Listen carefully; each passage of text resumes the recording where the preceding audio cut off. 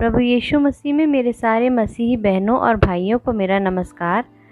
आइए हम परमेश्वर के वचन द्वारा जानेंगे कि बाइबल हमें पक्षपात और परमेश्वर के बारे में क्या बताती है।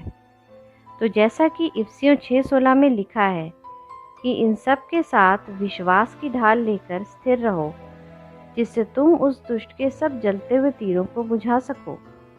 मेरे प्रियो, दुष्ट के अग्नि बाणों को बुझाने के लिए पहले ये ज़रूरी है कि हम परमेश्वर के वचन द्वारा उनका ठीक तरीके से अध्ययन करें, ताकि हम उन्हें अच्छी तरीके से पहचान सकें। क्योंकि यदि हम दुष्ट के अग्नि बाणों को पहचानेंगे ही नहीं तो उन्हें बुझाएंगे कैसे। पक्षपात भी दुष्ट का एक ऐसा ही अग्नि बाण है जिसे हमें प्रभु यीशु मसीह में विश्वास की ढाल लेकर बुझाना है। याकूब की पत्री उसके 2 अध्याय और पहले पद में लिखा है, हे मेरे भाइयों, हमारे महिमा युक्त प्रभु यीशु मसीह पर तुम्हारा विश्वास एक दूसरे के प्रति पक्षपात की भावना से ना हो। प्रियो, पक्षपात या पार्शियलिटी या फेवरेटिज्म का मतलब है एक व्यक्ति या समूह को दूसरे की कीमत पर अनुचित रूप से सम्मान, प्रेम या सहयोग देना। आइए पक्षपात को हम उत्पत्ति उसके 29वें अध्याय उसके 15वें पद से लेकर 32वें पद तक लाबान और उसकी 2 बेटियां लिया और राहेल, जिनका विवाह याकूब से हुआ था, की कहानी द्वारा और गहराई से समझेंगे कि परमेश्वर की नज़र में पक्षपात क्या है, वो पक्षपात को किस रीति से देखता है और उसका उत्तर हमें कैसे देता है। तो जैसा कि लिखा है कि तब लाबान ने याकूब से कहा, कुटुंबी होने के कारण तुझसे मुफ्त में सेवा कराना मेरे लिए उचित नहीं है, इसलिए कह मैं तुझे सेवा के बदले क्या दूं। लाबान की 2 बेटियां थीं, जिसमें से बड़ी का नाम लिया और छोटी का नाम राहेल था। लिया के तो धुंधली आंखें थी, पर राहेल रूपवती और सुंदर थी।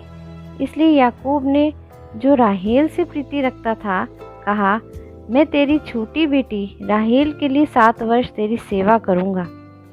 और प्रियो, अंग्रेजी में यूँ लिखा है, Leah was tender eyed but Rachel was beautiful and well favoured. और यहूदी भाषा में टेंडर के लिए राग शब्द का इस्तेमाल किया गया है, जिसका अर्थ है कमज़ोर, यानी कि लिया की आंखें कमज़ोर थी। तब याकूब ने लाबान से कहा, मेरी पत्नी मुझे दे और मैं उसके पास जाऊंगा, क्योंकि मेरा समय पूरा हो गया है। अतः लाबान ने उस स्थान के सब मनुष्यों को बुलाकर इकट्ठा किया और एक भोज दिया।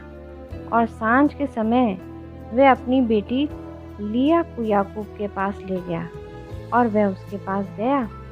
भोर को मालूम हुआ कि यह तो लिया है, इसलिए उसने लाबान से कहा, ये तूने मेरे साथ क्या किया है? मैंने तेरे साथ रहकर जो तेरी सेवा की, तो क्या राहेल के लिए नहीं की?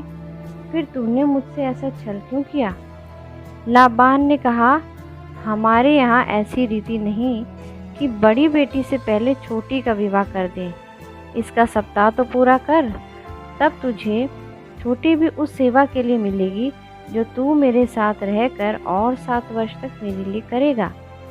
तब याकूब ने ऐसा ही किया और लिया के सप्ताह को पूरा किया। तब लाबान ने उसे अपनी बेटी राहेल भी दी। तब याकूब राहेल के पास भी गया और उसकी प्रीति लिया से अधिक उसी पर हुई, और उसने लाबान के साथ रहकर 7 वर्ष और उसकी सेवा की।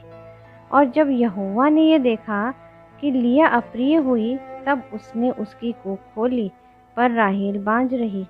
अंग्रेजी के KJV वर्जन में इस प्रकार लिखा है, And when the Lord saw that Leah was hated, he opened her womb, but Rachel was barren. Hate का हिंदी में अर्थ है बैर, नफरत या द्वेष रखना। यानी प्रियो, हम ये समझते हैं, हम ये जानते हैं इस वचन के द्वारा कि जब परमेश्वर ने ये देखा कि राहेल ही याकूब को प्रिय हुई, परंतु वो लिया से बैर रखने लगा, तो इसके उत्तर में परमेश्वर ने लिया की कोख खोली, परंतु राहेल बांझ रही। अतः लिया गर्भवती हुई और उसके एक पुत्र उत्पन्न हुआ, और उसने उसका नाम यह कहकर रूबेन रखा कि यहोवा ने मेरे दुख पर दृष्टि की है, अब मेरा पति मुझसे मिला रहेगा। और अंग्रेज़ी में यूँ लिखा है, and Leah conceived and bare a son and she called his name Reuben, for she said, surely the Lord has looked upon my affliction, now therefore my husband will love me. और यहाँ affliction के लिए यहूदी भाषा में ऊनी शब्द का इस्तेमाल किया गया है, जिसका अर्थ है डिप्रेशन या मनोव्यथा। यानी याकूब और लिया के बीच में संतानें तो होती थीं, वे एक दूसरे के करीब आते थे, परंतु उनके बीच में प्रेम नहीं था, उनके बीच में बैर था। पक्षपात या फेवरेटिज्म या पार्शियलिटी करना परमेश्वर की नज़र में घृणित कार्य है। It is an act of hatred. तो जैसा कि हमने देखा और समझा भी कि याकूब के लिया से बैर करने पर भी लिया ने उसे डा नहीं किया, परंतु वो परमेश्वर की ओर लगातार देखती रही और उसकी आशीषों के लिए उसका धन्यवाद करती रही। क्योंकि मेरे प्रिय, बहुत बार ऐसा होता है कि जब हमारी परिस्थितियाँ बहुत ही ज़्यादा गंभीर होती हैं, बहुत ही ज़्यादा कठिन होती हैं, तो हम अपनी परिस्थितियों की तरफ ध्यान देने लगते हैं। मगर लिया ने ऐसा नहीं किया। उसने उन कठिन परिस्थितियों में ये जान लिया कि परमेश्वर मुझे किस तरीके से आशीषित कर रहा है, और इसी तरीके से परमेश्वर बराबर उसे आगे भी आशीषित करता रहा।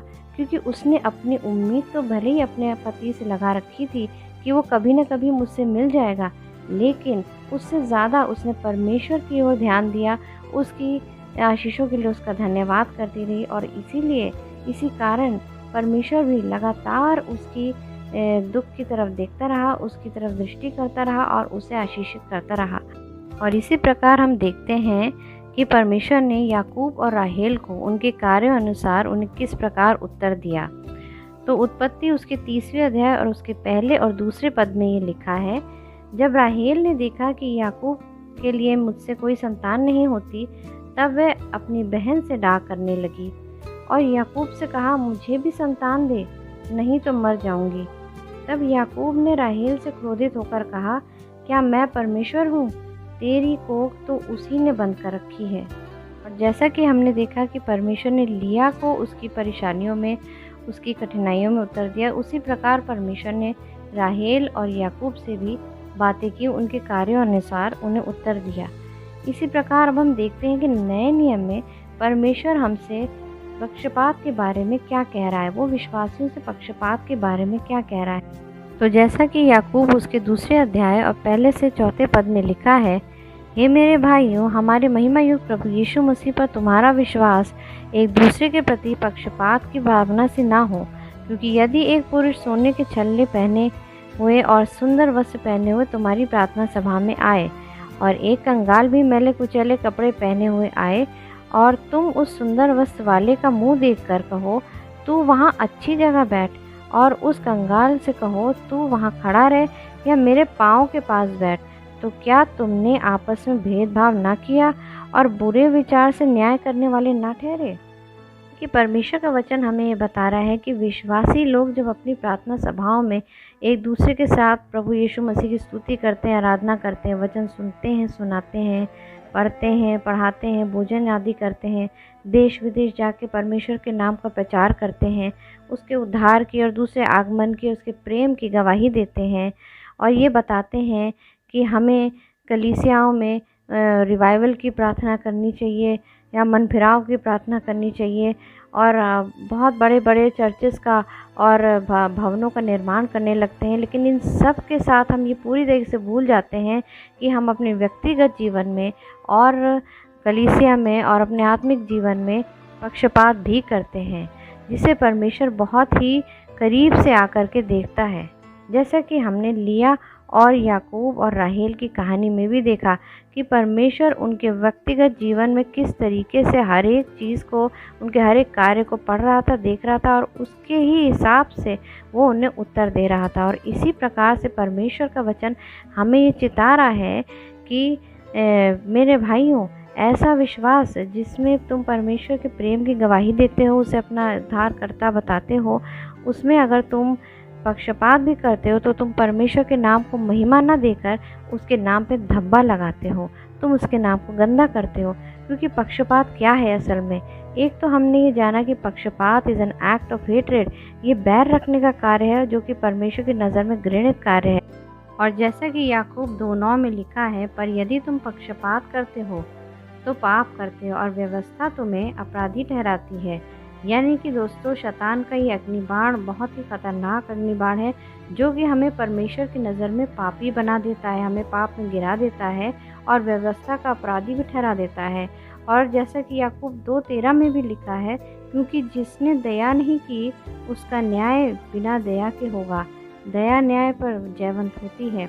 यानी कि परमेश्वर का वचन हमसे साफ साफ ये कह रहा है कि यदि हम दया नहीं करेंगे तो हमारा न्याय भी बिना दया के ही किया जाएगा। यानी कि शैतान की इतनी ख़तरनाक चाल है जिसमें आज बहुत से विश्वासी, बहुत से कलीसिया के लोग, बहुत से लोग अपने व्यक्तिगत जीवन में फंसे हुए हैं और वो इसकी गंभीरता को नहीं समझ पा रहे हैं, क्योंकि ये पाप है। और जैसा कि रोमियो 6:23 में लिखा है, क्योंकि पाप की मजदूरी तो मृत्यु है, परंतु परमेश्वर का वरदान हमारे यीशु मसीह में अनंत जीवन है। यानी कि दोस्तों, शैतान इतनी चालाकी से विश्वासियों को इसमें फंसाता है कि उन्हें पता भी नहीं चलता कि वो कब व्यवस्था के अपराधी बन गए, कब वो परमेश्वर के कटघरे में आकर के खड़े हो जाएंगे और उनका न्याय बिना दया के हो जाएगा। क्योंकि प्रिय बहनों और भाइयों, जो बात हम और आप जानते हैं वही बात शैतान भी भली भांति जानता है कि पाप की मजदूरी तो मृत्यु है, और जो पाप करता है वह उसका दास बन जाता है। जैसा कि यूहन्ना 8:34 में लिखा है, यीशु ने उनसे कहा, मैं तुमसे सच सच कहता हूँ कि जो कोई पाप करता है वह पाप का दास है। इसीलिए शैतान के अग्निबाणों से चौकस रहें और परमेश्वर के बहुमूल्य अनंत जीवन के वरदान को ना खोएं, क्योंकि शैतान बहुत ही चालाकी से चोरी करने के लिए हमसे यही तो चोरी करना चाहता है, वो हमसे अनंत जीवन की खुशी चोरी कर लेना चाहता है। क्योंकि जैसा कि यूहन्ना 10:10 में लिखा है कि चोर किसी और काम के लिए नहीं, परंतु केवल चोरी करने और घात करने और नष्ट करने को आता है। वो चोर है जो हमारे जीवन को पूरी तरीके से, जब हम इस दुनिया में हैं तब भी नष्ट कर देना चाहता है, और उसके बाद तो वो हमें परमेश्वर की नज़र में पापी बना के उसके कटघरे में खड़ा कर ही देगा। इसलिए प्रिय बहनों और भाइयों, परमेश्वर की आवाज़ को उसके वचन के द्वारा लगातार पवित्र आत्मा की सामर्थ्य से सुनते रहिए, समझते रहिए और परमेश्वर से ताकत मांगिए, प्रार्थना करिए, सामर्थ मांगिए कि प्रभु आपको उसके वचन पे चलने की सामर्थ दे, शक्ति दे, ताकि आप शैतान की सारी युक्तियों को, सारे अग्निबाणों को विफल कर सकें, उन्हें विश्वास की ढाल से बुझा सकें, क्योंकि परमेश्वर का वचन ही उसकी आवाज़ है। प्रभु आप सबको आशीष दे।